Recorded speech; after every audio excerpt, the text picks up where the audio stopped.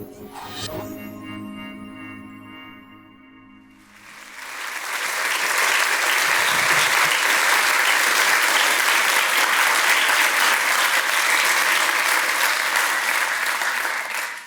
you very much. Oh, God, that was loud. Right. Hello, everyone. Thank you for coming through the heat and the hell of the trains to get here. Appreciated. I assume everyone is here either because, well, hands up if you love Agatha Christie. Okay, yep, sizable crowd. Or it's either that or you just want to know how to kill people. Fair. We can cater to both. That's not a problem. Obviously, this is information. It is not recommendation. Please, please, please do not kill people. Having said that, if you were going to kill people, you could do a lot worse than read some Agatha Christie, because as someone who trained in chemistry, I'm interested in chemical methods of killing people, and Christie is superb at it. She killed hundreds of characters. She used all of the conventional shooting, stabbing, blunt object, but she really, really specialised when it came to poisons. She used more poisons more often to kill more characters more accurately than I think any other crime writer that I know of. She was extremely prolific, and God love her, she used so many poisons, I've squeezed 2 books out of her. This is, tonight I'm going to be talking more about her more unusual choices of poisons. Of course, she used the classic arsenic, cyanide, stuff you've all heard of, but there's a whole bunch of stuff that you're thinking, is that a real thing? She just made that up, and I would say that by and large, no, she did not make that up. She was extremely good. The reason she is so good at her choice of poisons is because of her background. So this is the lovely Agatha Christie. As I say, she wrote something like 83 books covering all sorts of genres, not just murder mysteries. But when she was younger, before she started writing, during the First World War, she, like many women, volunteered as a nurse, so to treat soldiers who came back from the front. And she quite enjoyed nursing, but it was rather unsociable hours. And her family worried about her walking back from the hospital late at night. And so when she was working there, it was suggested that she might like to work in the new dispensary that was opening up. And she thought, yeah, office hours, brilliant, I can do that.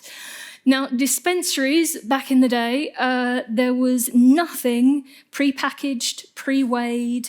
Everything had to be weighed out by hand, made up by hand. You had to be not just good at chemistry, but you had to be quite good at pharmacy. You also had to be quite good at maths, because this is when they were converting from the imperial system to the metric system. And Christie hated the metric system, because she said if you get your decimal point in the wrong place, you go 10 times wrong.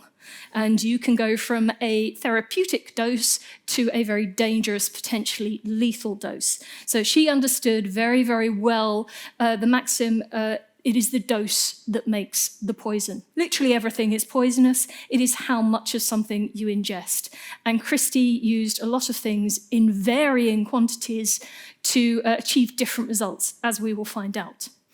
So she did all of this studying, and she had to take exams, obviously, because this is a risky business. You are potentially risking people's lives if you give them the wrong thing. So the exams are very difficult, as they should be. Christie failed her exams the first time round. She passed all of the theory. It was the practical that let her down. But she resat that, and she passed, and she went to work in a hospital dispensary. There we go. This is her during the Second World War, because after she worked in her local hospital in the First World War, when the Second World War broke out, she went back and she retrained, she upgraded all of her knowledge, she passed all the new tests, and she went back to work in the middle of London, not so far from here, again working as a dispenser. So she found out very early on in her dispensing days that she could follow the doctor's prescriptions, and most doctors prescribed much the same thing over and over again. So she would make up all of the standard stuff in the morning, and her afternoons, she was a bit bored. twiddling her thumbs, not sure what to do. So she thought, I know what, I'll write a murder mystery story. And she told her sister this is what she planned to do. And her sister at the time was a more successful writer. And her sister said, don't do it, okay? Murder mysteries, really hard, okay? Try something easier. And I think this put Agatha's back up a bit. And she's like, no, I'm going to prove my sister wrong. I'm going to write a murder mystery. And so she did. She sat down and she was inspired, of course, by all of her recent training and being surrounded by bottles and bottles of potential poisons. She used poisons prolifically throughout her writing career. So most of the poisons that you come across in her books, they are mostly medical poisons. Now, they might not be familiar today because medicine today is rather different to what it was in the 1920s, 1930s, and so on when Christie was writing, as the first example will illustrate. So tonight, I'm not going to go through all 30-odd compounds that she used to kill her victims. That would be a long night. It would be far too hot.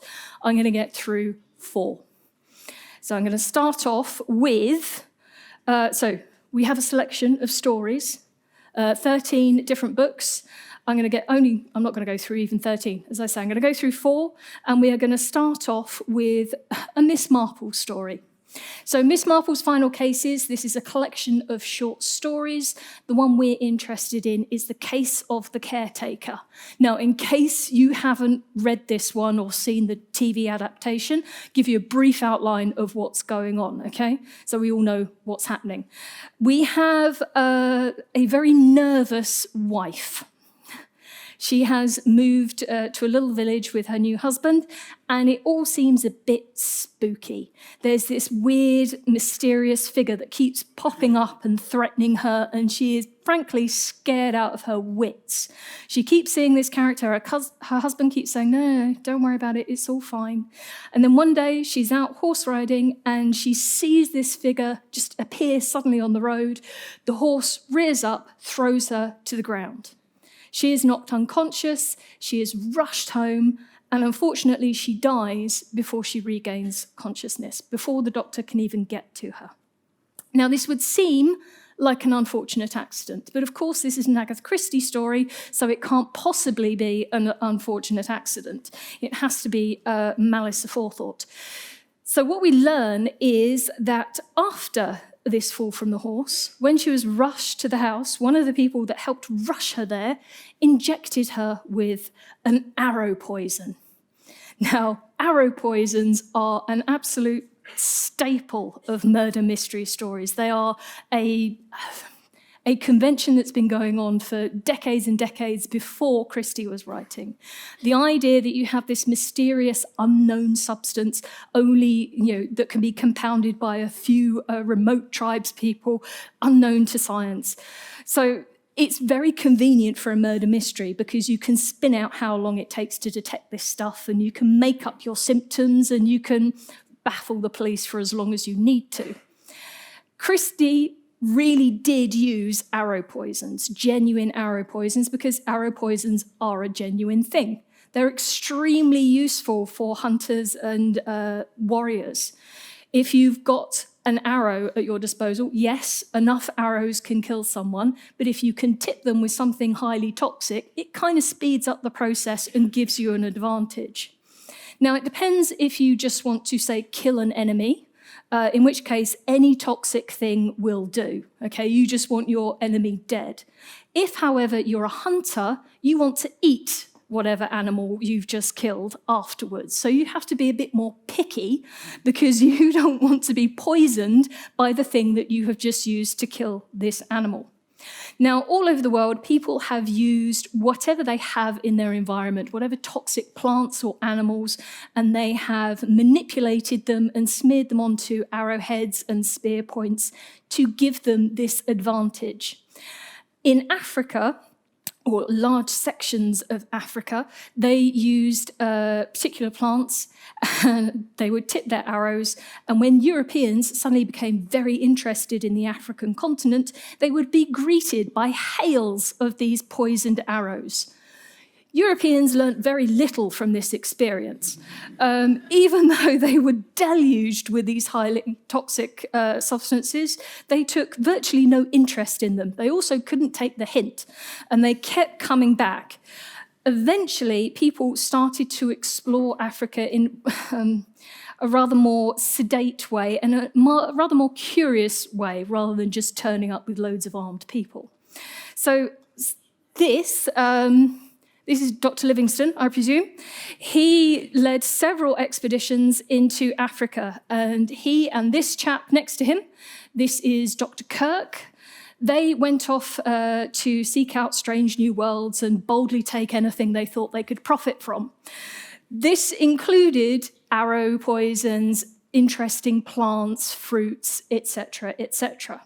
Now, for some reason, Dr. Kirk over here, he decided, once he'd got hold of some of these arrow poisons, or arrows tipped with poison, that he would store them in a bag, the same bag he used to store his toothbrush. I mean, you can see where this is going, but apparently this didn't occur to him. So one morning, he's feeling a bit rough because he's got a fever and his heart's racing, and he starts brushing his teeth, and all of a sudden his heart rate calms down and he feels a heck of a lot better. And he searches through the bag to see what might have got onto his toothbrush, and he finds this arrow poison in there. So this is interesting. This has a very distinct effect on his body. It is affecting his heart in some way. So he sends it off to scientists in Scotland, and various other people also got samples of these arrow poisons, and they started to investigate what was happening and trying to extract out the key ingredient from this mix that was on the arrowheads. And what they discovered was there was a certain poison, and it came from lots of different plants. So this is Acantharia, I believe it's pronounced, on this side. This is a tree, and the roots are very toxic. This is Strophanthus, and it's a liana. It grows through, it's like a vine that grows through trees. And most of this plant, it is quite toxic, but the seeds in particular. So they gathered samples of the seeds and got samples of the tree, and they figured out that it was the same compound that was being produced in both cases. And it was this stuff. So this is, okay, don't worry if you're not a chemist. Okay? What you need to worry about is, so you see on this side, you've got this hexagon over here with an O in it, an oxygen. That is basically a sugar. Okay, and this bit over here, the complicated thing with 3 hexagons and 1 pentagon, that is called a glycoside. And the two, this is the cardiac bit. So we have a cardiac glycoside. So this bit affects the heart, and this little bit over here affects how soluble it is in water, okay, because it's a sugar. So the bit that affects the heart, it's affecting a very specific bit of the heart. Now, your heart is a fantastic organ. It just beats away regardless of what you're thinking about. It just keeps going and keeps going, but in a very coordinated manner, hopefully. So the idea is that blood comes into the top of the heart, it gets pushed into the bottom, and then the whole bottom of the heart gets squeezed, and the blood is pushed around the body or to the lungs. Obviously, you need to coordinate these contractions so that the blood is pumped efficiently around the body. Now, to do this, the heart muscle, the cells that make up the heart muscle, they have to contract together to make the cell itself, heart cells themselves, contract. And how they do that is they have fibers inside them. And your body pumps sodium into the cell, calcium follows. And when the calcium is present, these fibers slide over each other, so the cell contracts. When the sodium is pumped out, the calcium follows it, and the fibers relax, so that the whole cell relaxes. When you have this going across the whole heart, coordinated top and bottom, you get an efficient heartbeat. What this cardiac glycoside does is that it disrupts the pumping of the sodium in and out of the cell. So it slows down the pumping out of the sodium. So the calcium stays longer because it's not following the sodium. So if the calcium stays longer, the fibers stay contracted, even more than normal and for longer. So you get a harder, more efficient contraction of your heart cell. Now, this is great if, like Dr. Kirk, you have a rapid heartbeat or you have an uncontrolled, uncoordinated heartbeat, because it can slow everything down and everything can get in sync, and you get an efficient beating of the heart. This, therefore, is a fantastic potential medicine for treating certain heart conditions, and that is basically what happened. The problem is, because this cardiac glycoside, this strephanthine, as it became called, only has one little glycoside on it, it's not very soluble, which means you can't swallow this drug. You have to inject it into your veins so that blood can deliver it to the heart. Now, many people like injecting drugs. It's not very popular. They would much rather just swallow a pill. So this particular drug struggled to kind of get off the ground. Doctors didn't like prescribing it, especially as there was another cardiac glycoside that could be swallowed, and you didn't have to go to Africa to get hold of the raw material. This was digoxin, or digitalis. This is from foxgloves. This had been known for centuries before Dr. Livingstone showed up in Africa and started taking arrow poisons and God knows what else. This has been tried and tested. Doctors understood very well how this worked in the body. They understood poisoning symptoms, and so they could control the dosage. So this, hugely popular. If you compare the two, you can see that they've got very similar heart bits over here with the three hexagons and the one pentagon. But over this side, the digoxin has got more sugars. So it's more soluble, which means you can swallow the pill. So it's easier to take. Now, in actual fact, the strephanthine is more potent. You need a smaller amount, but it means it's less dangerous, because if you swallow lots of it, you're much less likely to die because your body is not going to absorb as much of it. It also, because it's more potent, it is more targeted towards where it's supposed to work, which means less side effects. So it's actually, in theory, the better drug. But because it's more difficult to administer, it fell out of favour. And actually, since, I think, 2012, it's just not made anymore. It's not used. So this was always a bit of a medical obscurity, but Christie knew about it. And she knew about it as a medicine. So we discover in the case of the caretaker that a certain person has visited or got hold of some strephanthine medicine from the local pharmacy and has put it into a syringe, and when the wife is prostrate on the sofa trying to recover from her horse riding accident, they are surreptitiously injected with the stuff.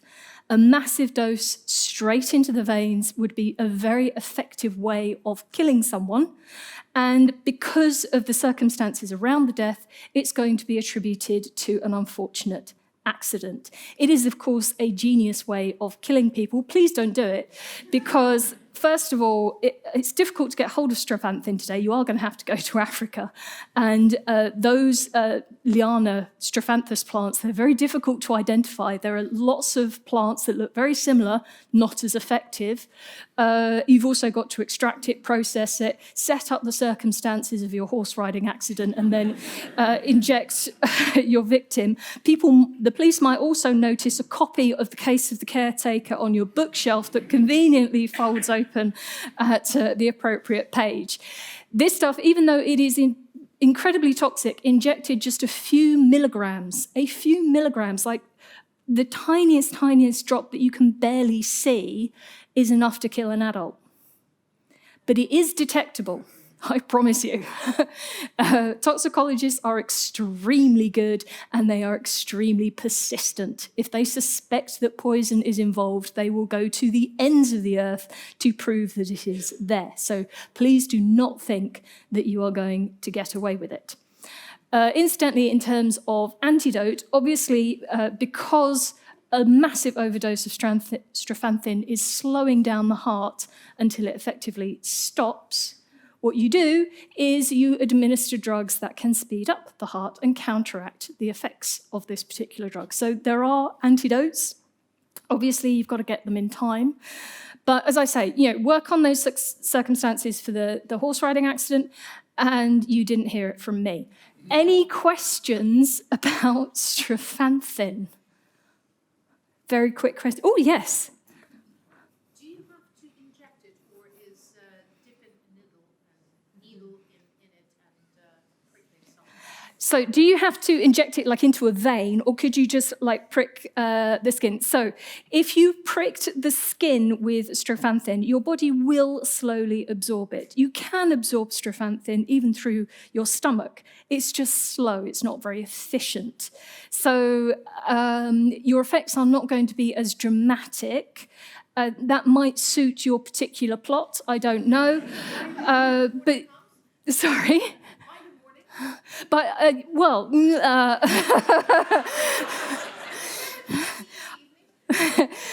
most poisons, strephanthine is an example if injected into a vein. That is the quickest route.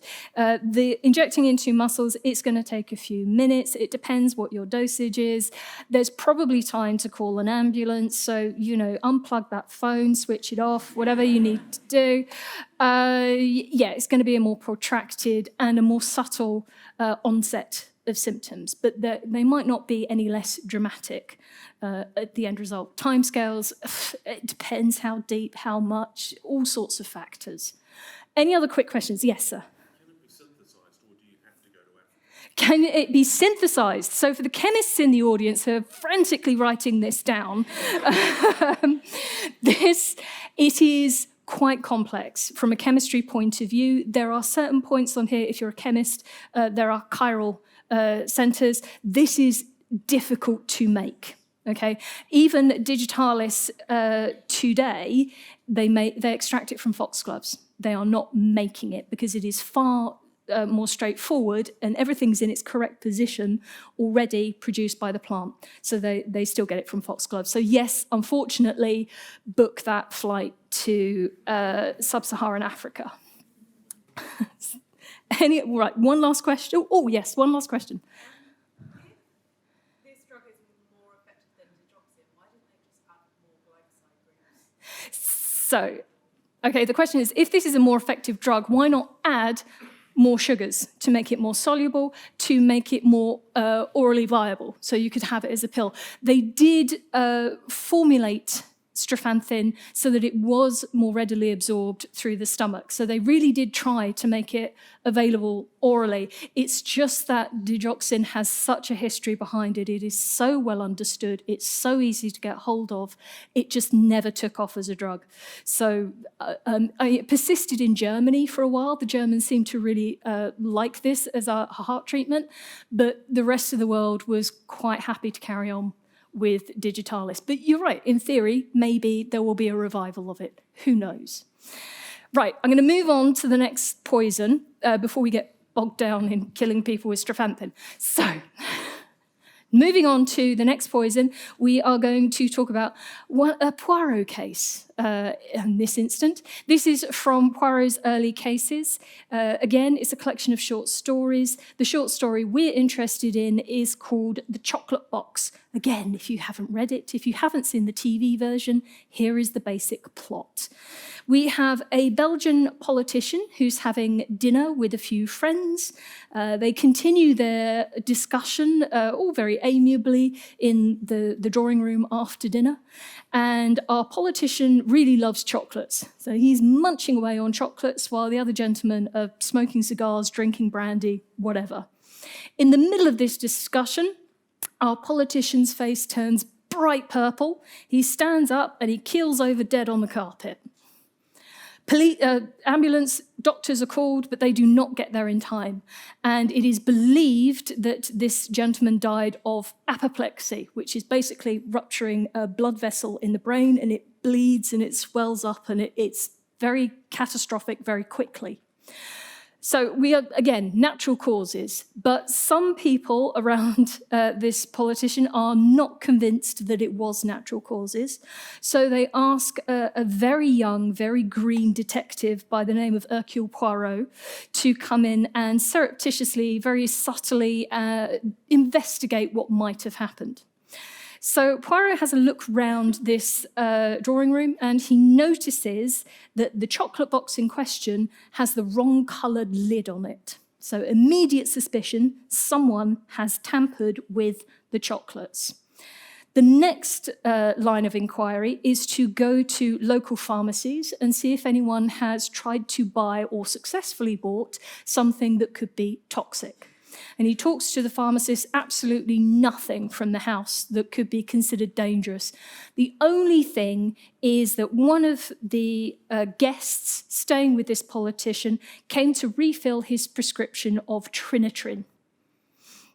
Now, we have the Trinitrine, as Poirot discovers, it's a heart medicine. It's not quite the same effect as streptanthin, but Trinitrine, curiously, the tablets, tiny little things, are made of chocolate. So if you get enough of these and you hollow out your ordinary chocolates, you stuff in your Trinitrine, you give your victim an overdose of this particular drug, and safe in the knowledge that no one else in the household, no one else visiting that night is going to eat them. Brilliant idea. Now, there are problems with this. Now, Trinitrine, before we talk to you about the problems of this particular plot, I'll tell you a bit about Trinitrine. Trinitrine is the medical name for nitroglycerine.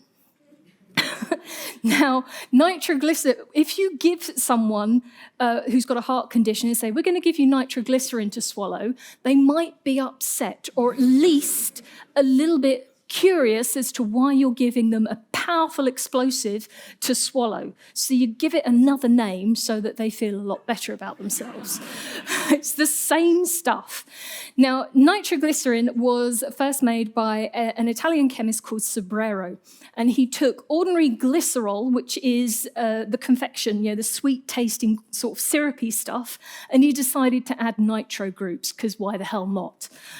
What he discovered was this particular combination, which you can see up here, is highly unstable.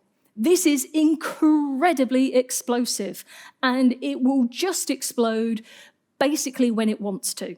You look at it funny, and it will explode. Sobrero was scared out of his wits by this stuff, and he tried to warn everybody else off. He's like, yes, it tastes sweet. Yes, you can feed lots of it to a dog, and the dog doesn't die, so it's not toxic, but seriously, don't mess with it, okay? Because it's just terrifying. Not everyone listened. Particularly a family called the Nobels. They were very curious about this particular compound, and they wanted to figure out a way that you could manufacture it, store it, and use it and transport it safely.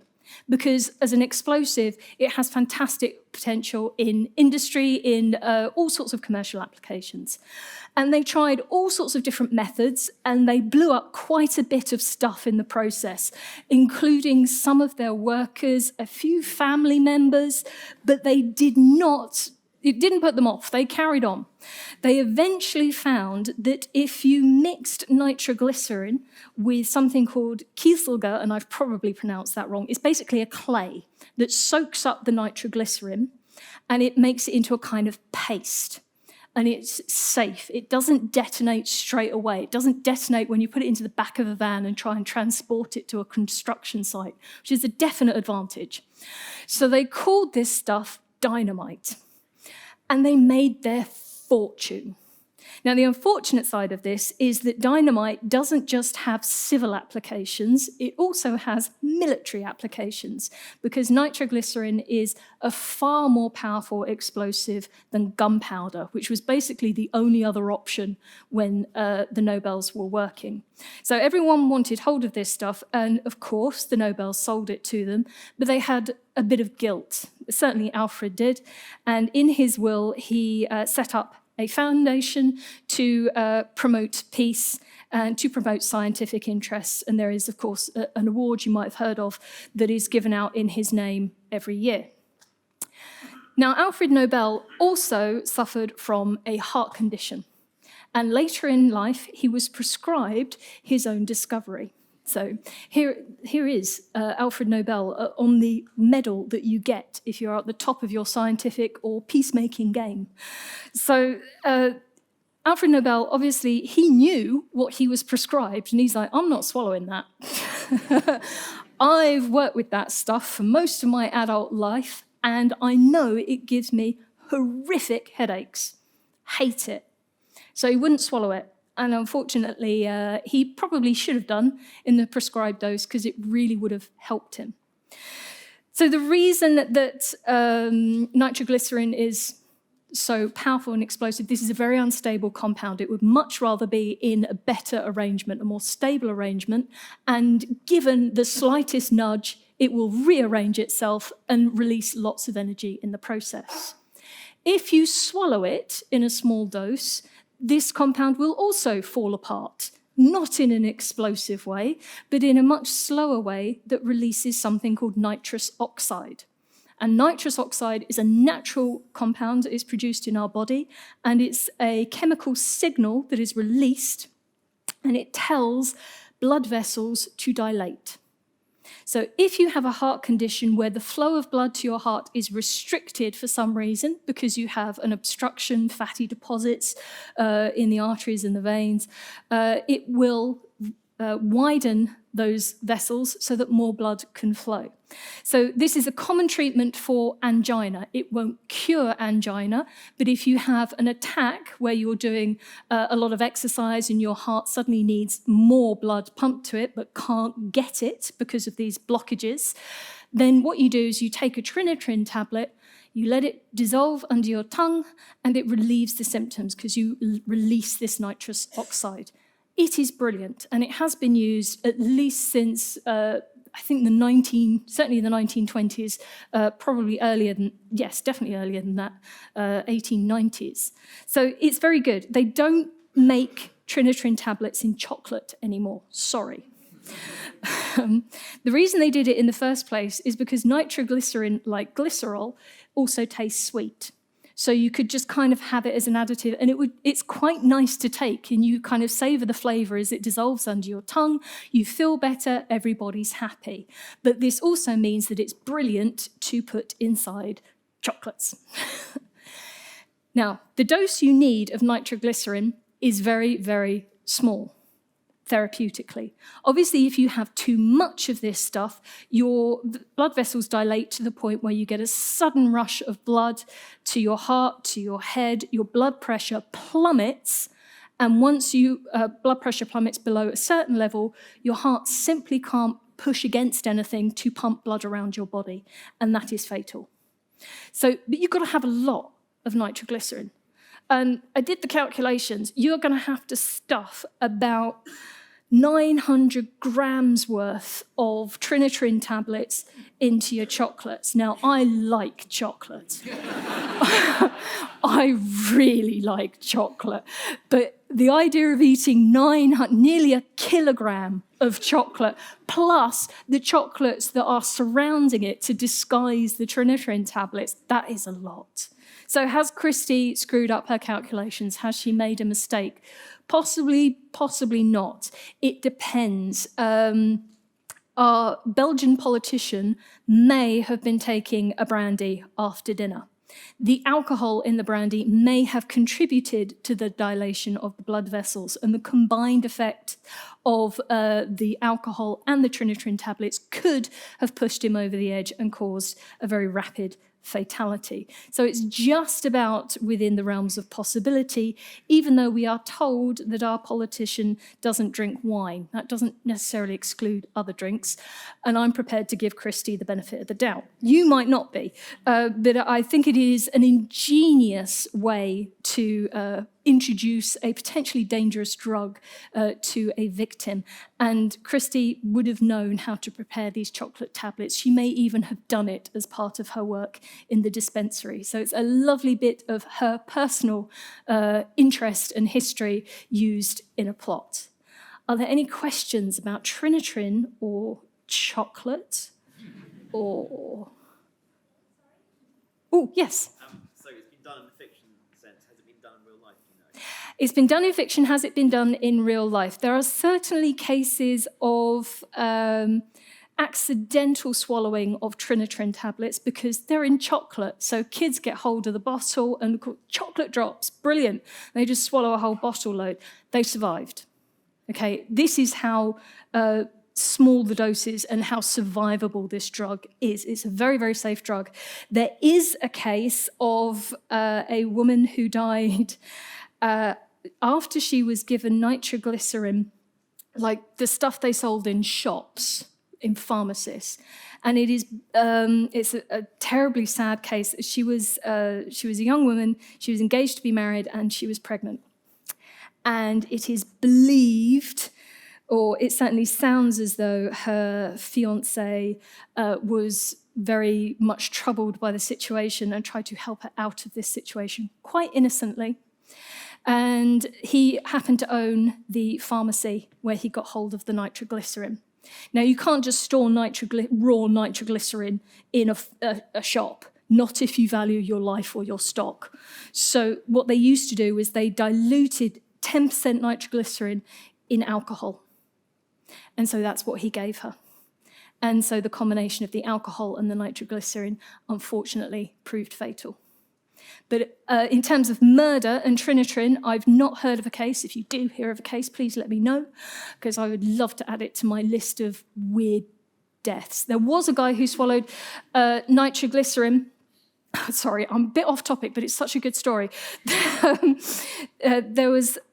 This is back in the day. There was a guy who was in a bar. He was drinking with the local sheriff, and the sheriff showed off some nitroglycerine that he'd taken off a bank robber. And he's like, look at the nitroglycerine. And this guy, who was a farmhand, he said, I bet you I could drink that and I'd be fine. So he drank it. And he started his journey home walking on a very cold February night, and he didn't get home. And he was found, unfortunately, the next morning, frozen to death, or possibly the nitroglycerine, or possibly the alcohol, or possibly all three together. Anyway, they took his frozen body, and before they could do an autopsy to find out what the hell was going on, they took him to the furnace room in the mortuary, and his body exploded. The only thing that was left was a button and a bit of chain from his watch. So they never really knew what happened to him. So it's possible the nitroglycerine did kill, but again, that was a voluntary, yeah, I'll drink that, rather than a murder case. Right, sorry, I distracted you totally for that. I'm going to go on to another poison. So we've talked through nitroglycerine. Where are we going to go next? Oh, okay, we're going to Passenger to Frankfurt. So everyone knows the classic kind of murder mysteries that Agatha Christie wrote. She also wrote thrillers and spy novels, and they're really good fun. Some of them, including this one, there are plots to take over the world. There's, large, complicated machinery. There's kind of big villains. It's almost Ian Fleming, but 20 years before Ian Fleming was writing the James Bond series. In Passenger to Frankfurt, we have someone who is sitting in an airport, and he's having a glass of beer, and someone, a spy, comes along and drops in knockout drops into his beer. He drinks it down, he falls asleep, and whilst he's asleep, his passport is nicked so that the spy can escape the country. All perfectly plausible. This combination of knockout drops and alcohol is what was commonly known as a Mickey Finn, which you've probably heard of, but you maybe associate more with sort of American, sort of hard-boiled gangster, mobster kind of stories. So Mickey Finns are, this is the kind of the smirch, the spy rings that you would not associate with Agatha Christie. But Agatha Christie knew about all of that stuff. She also knew about knockout drops and Mickey Finns, and she adapted them to her particular brand of spy fiction very, very effectively. So let me tell you about Mickey Finns, because again, it's a great story. There are all sorts of theories as to where Mickey Finn's originated from, but the most believable one is that it started off in Whiskey Row. So this is a genuine place in Chicago, a street in Chicago where literally every single storefront for about a mile was either a saloon, a gambling house, or a bar of some description. One of these establishments was owned by a guy called Mickey Finn. He owned what was called the Lone Star Saloon. And according to Gold Tooth Mary, who worked in the bar, the plan was when a susceptible customer came in, they would drop a white powder into their drink and they would serve it as a Mickey Finn special. They would fall unconscious, their unconscious body would be taken into a back room and they would be robbed of all their valuables and their body dumped in the street outside. Now, that's the most plausible theory. There is another theory that people have suggested that unconscious patrons littering bars and back alleys probably isn't the best advert for your particular drinking establishment, and maybe it would look suspicious to customers and police. So they suggested that actually it was a laxative that was put into the drinks. I don't think that's any less suspicious. In fact, I think that's worse. And then the incapacitated individual, again, would be robbed. So I'm going for the knockout drops. So this white powder that is described by Gold Tooth Mary sounds an awful lot like chloral. Now, chloral is a very simple compound. It's solid. If you dissolve it, it forms chloral hydrate. Doesn't matter which form you're talking about, it basically has the same effect on the body. So what happens is that chloral hydrate, when you absorb it into your body, it interacts with certain nerve receptors. There are lots of nerve receptors. There are lots of chemicals that are sent between nerves to carry different messages, fire, do not fire, wait a minute, hold back, etc., etc. We only care about one neurotransmitter, and that's GABA. So GABA is released in bits of the brain, and the bits of the brain that control sleep, mood, breathing, important things like that. If you have chloral hydrate and it's ingested, it can end up, it's metabolized a little bit, it ends up in these GABA receptors, and it kind of dulls the nerve down. So all of the stuff that's trying to keep you awake, keep you breathing, make you anxious, all of that is dialed down. So it can affect mood, sleeping, and depending on the dose, it can outright stop your breathing. So it can be calmed to that point. Now, GABA receptors, there's an awful lot of drugs that dock at GABA receptors. It's where an awful lot of tranquilizers dock. It's also where alcohol docks. And if you have more than one drug stuck at this receptor, because they all stick to different bits of the receptor, they can have a combined effect. So the combined effect of chloral with alcohol, both of those compounds are going to wind up on that receptor, and they are going to enhance each other's effects and dull everything down even more, potentially to the point of death. So there have been accidental deaths. There was, in Manchester, there was a cab that was, a cabman picked up his fare. 2 men got in. Midway through his journey, one of them disappeared out the door.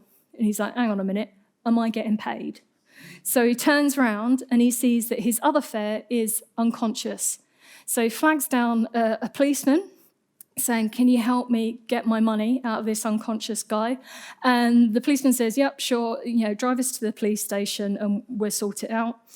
And as the journey proceeds, he taps the cabman on the shoulder and says, I think we should go to the hospital. I don't think the police station is the right place. Turns up at the hospital, and unfortunately, the victim is dead. Basically, this guy went out drinking with friends, found a new acquaintance who was very happy to stand him a few drinks. When he wasn't looking, some liquid was dropped into his beer, and he was bundled into a cab, and during the journey, he was robbed. Unfortunately, the person who gave him the knockout drops didn't realise that this guy had been drinking all afternoon and had a lot of alcohol in his system, which meant that his little dose that should have made him unconscious actually killed him. So the guy was eventually tracked down, but he was charged with murder when he perhaps should have been charged with manslaughter. It's open to debate. But Christie knew about all of these subtleties. So knockout drops, yes, they were used for criminal activity, but they were also used in medicine, basically as a sedative. Lots of psychiatrists who ran mental institutions, as they were at the time, who had some very anxious, very aggressive patients, would calm them down by giving them knockout drops. And they would mix it very deliberately with brandy or an alcoholic drink to mask the flavour. There is nothing to let you know that your drink has been tainted, because the alcohol will cover it, which is why our victim in the passenger to Frankfurt doesn't notice that his beer tastes odd, and he swallows it down, and he just wakes up, fortunately, a few hours later with a banging hangover, and that's the worst of his results. There are certainly other examples of Christie using chloral hydrate in lots of other stories, either to knock out victims when it's inconvenient to have them awake and noticing things, like changing wills and stuff like that. And then when you need to get rid of that particular victim because you want to cash in on that particular will that you've just altered, you up the dose and you get the result that you want. Again, this is Agatha Christie's world, and the culprit is always found out, as they would always be found out today. Again, please don't get any ideas. Any questions about chloral or chloral hydrate? Yes? So you said that this was one of the first uses of this was in early Chicago, which makes me think that this is quite easy to obtain, correctly? So it was it early? It was early. Its early use was in Chicago, so it was easy to obtain. Basically, chloral hydrate, yes, it was relatively easy to obtain. In the UK, you needed a prescription. Now, prescriptions were easier to come by back in the day. Also, once you had a prescription, you could just keep taking it to different pharmacies and keep getting more and more and more, and not too many questions were asked.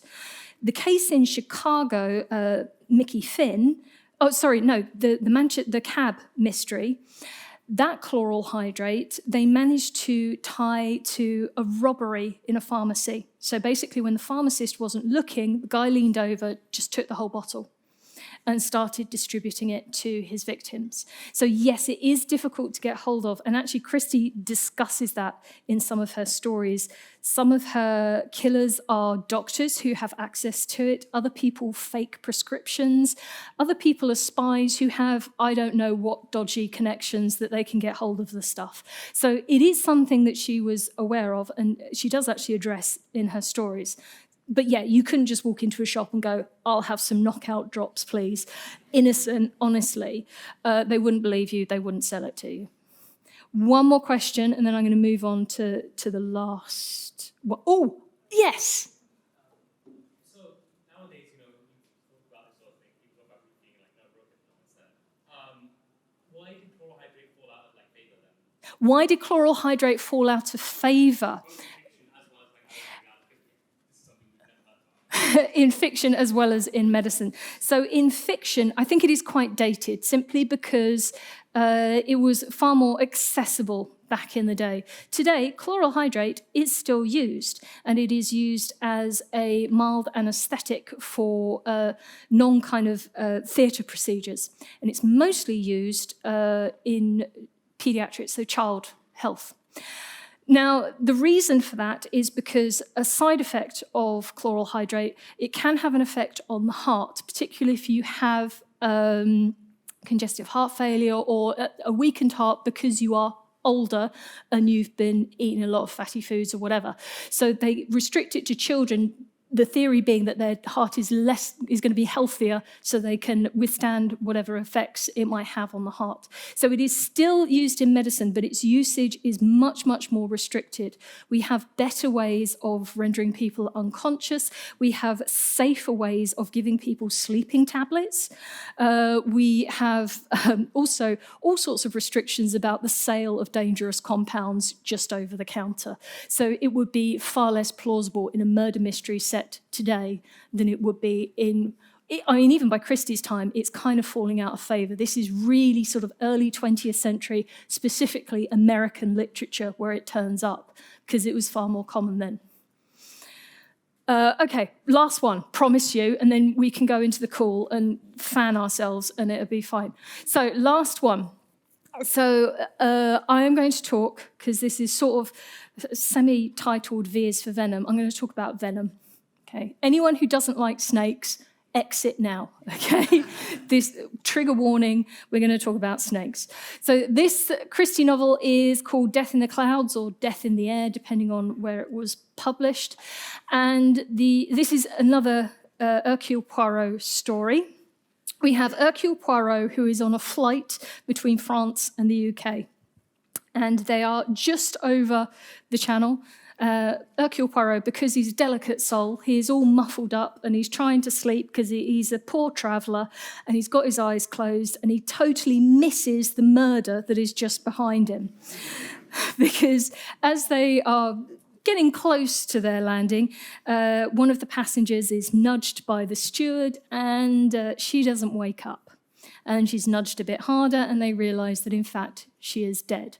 When he starts hearing rumblings about dead passengers, Hercule Poirot suddenly is alert and he's absolutely fine and he's investigating.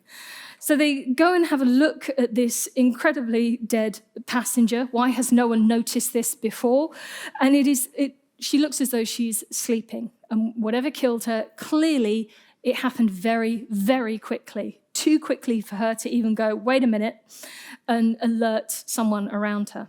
So they look around and they see a kind of pinprick on her neck, and then someone finds a dead wasp in a teacup. And they're like, aha, she had anaphylaxis, a wasp stung her, she had an extreme reaction, and she died very suddenly. And then Hercule Poirot notices a thorn or a dart on the floor, and part of this thorn, the tip, is discoloured by something. So it's probably not the wasp. The wasp is probably an insect version of a red herring.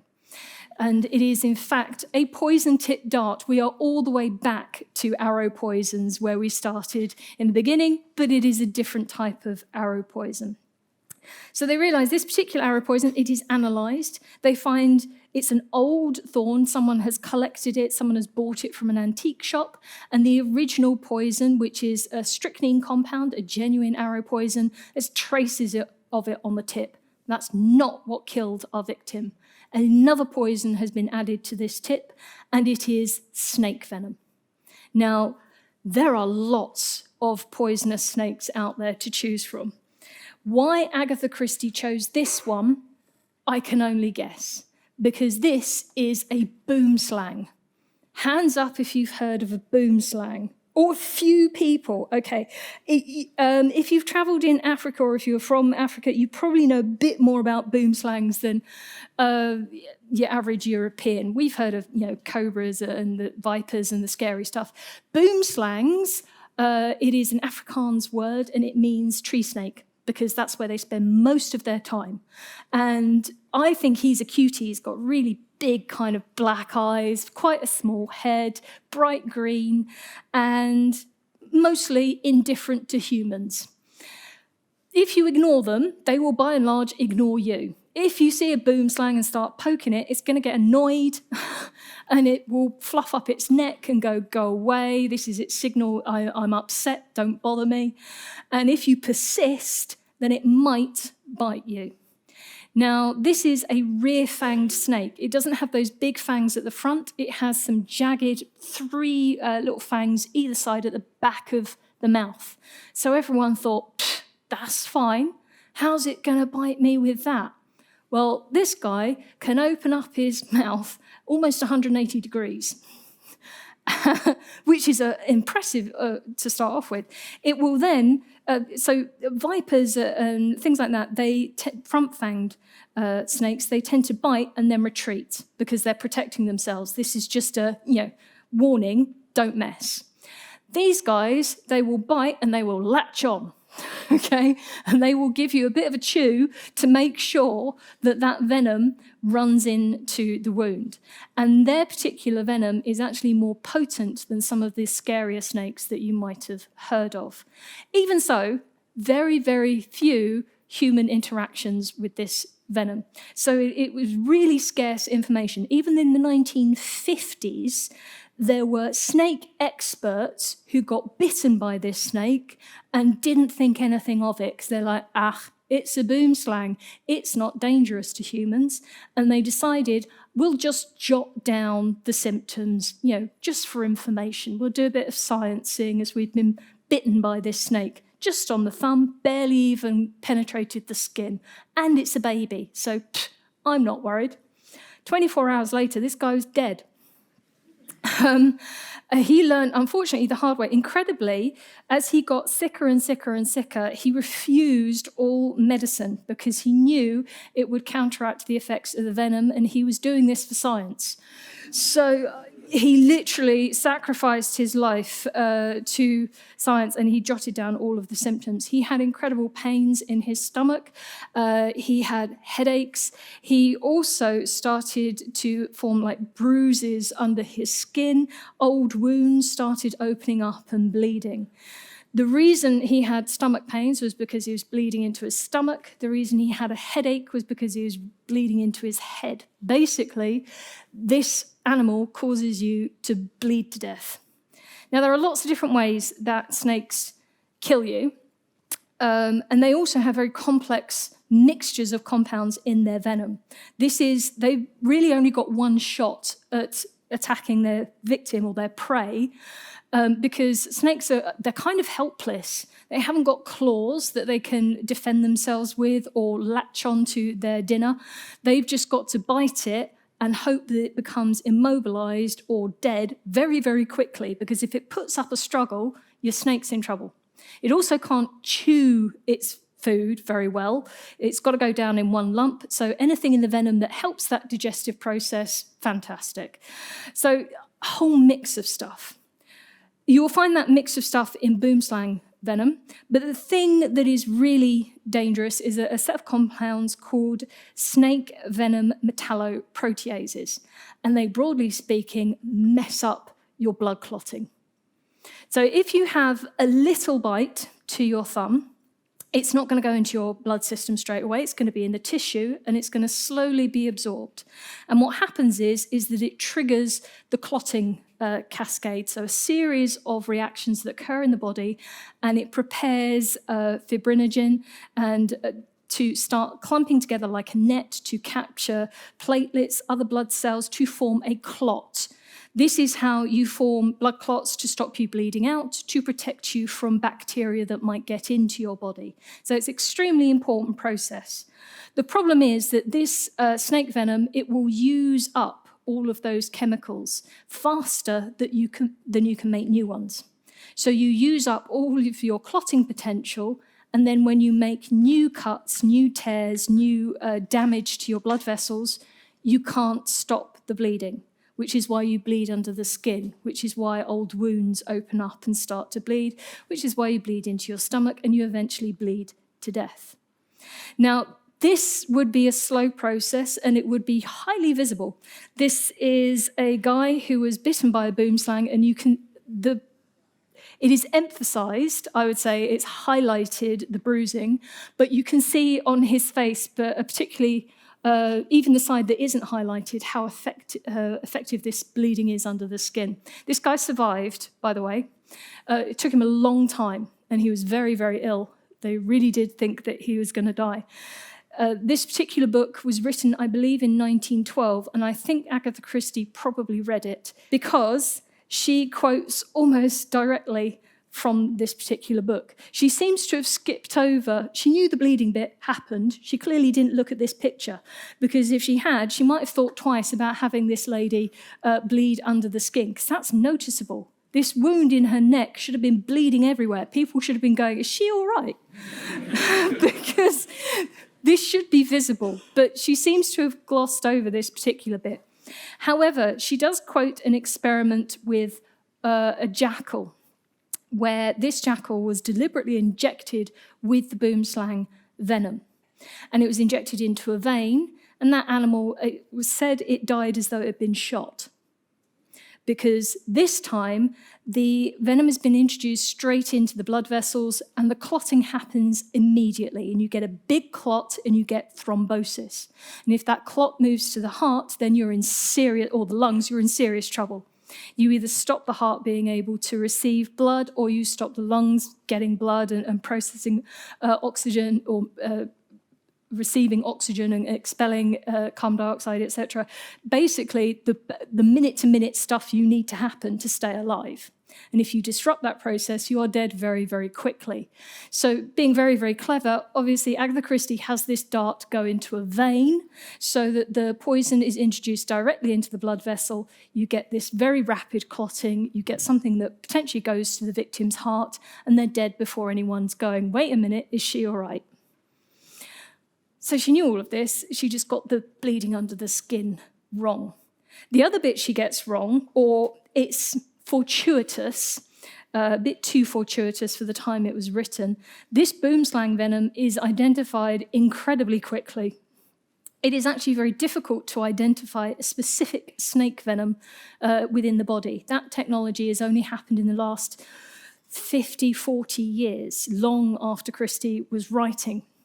So unless the pathologist or toxicologist in question was very well versed in boomslangs, and it's not one of the top snakes that you've heard of, it's unlikely that he would have known and been able to identify this toxin so quickly for the story to proceed.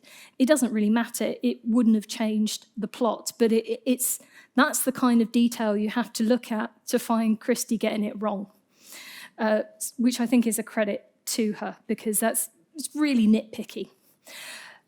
There isn't, I would say, an antidote to this. Well, there is. You need the antivenom, and you need the specific antivenom for boomslang.